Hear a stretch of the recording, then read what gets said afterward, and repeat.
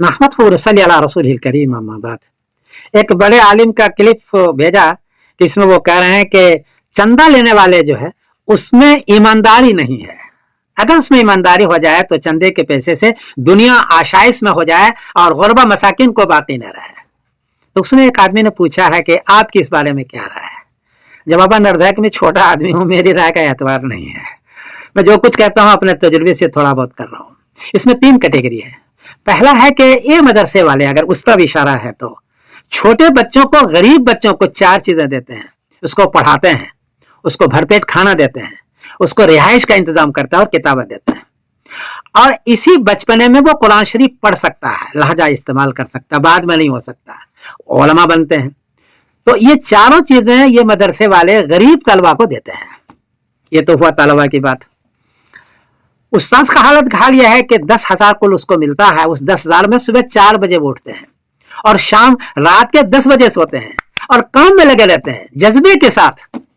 कोई दुनिया का मुलाजिम आप दिखला सकेंगे जो 10,000 लेता हो और सुबह 4 बजे से लेकर के रात के 10 बजे तक काम करता हो जज्बे के साथ, शौक के साथ, दिखला सकता हो? ये नहीं है। ये इस मदरसे वाले में और खासतौर पर देवबंदियों मदरसे के अंदर ये चीजें मौजूद है।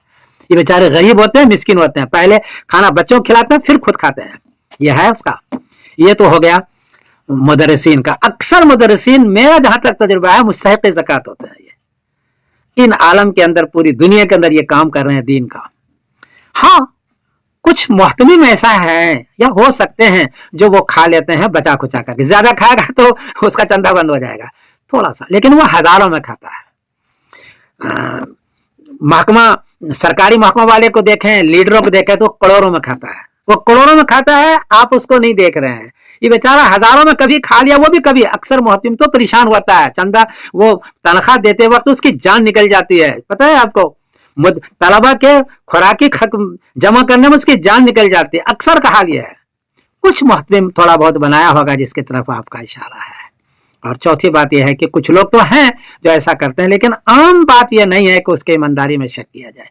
इन्हीं की वजह से, चौथी बात बताओ, इन्हीं मदरसे की वजह से इंडिया, पाकिस्तान, बांग्लादेश में दाढ़ी है, टोपी है, कुर्ता है, पजामा है, तहज्जुद की नमाज है, दीनदारी है, शौक और जज्बा है।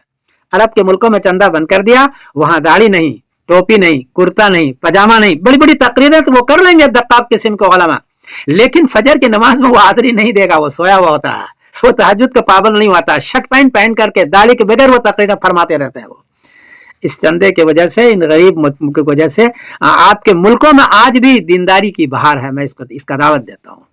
इसलिए ये चौथी बात है, आप इसको गौर करें।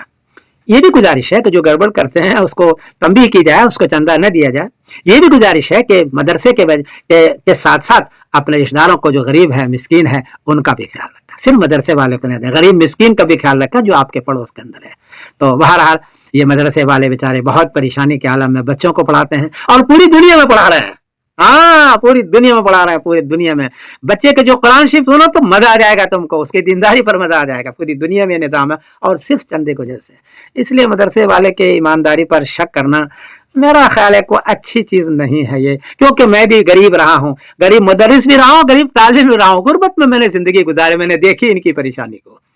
तो मैं फिर गुजारिश करता हूँ कि मदरसे वाले का ख्याल रखा जाए, इनको बिला बिला टारगेट नहीं किया जाए। अल्लाह आपको जज़ा खैर अता फरमाए। और मेरे इस तबसरे का कोई खास एतबार इसलिए नहीं है कि मैं अदना सा आदमी हूँ। बहरहाल ये जज्बा था, मैंने जिक्र कर दिया। गलती हुई तो माफ करना। मैं समीरुद्दीन कासिम बोल रहा हूँ, मैनचेस्टर इंग्लैंड से। अस्सलाम वालेकुम व रहमतुल्लाहि व बरकातहू।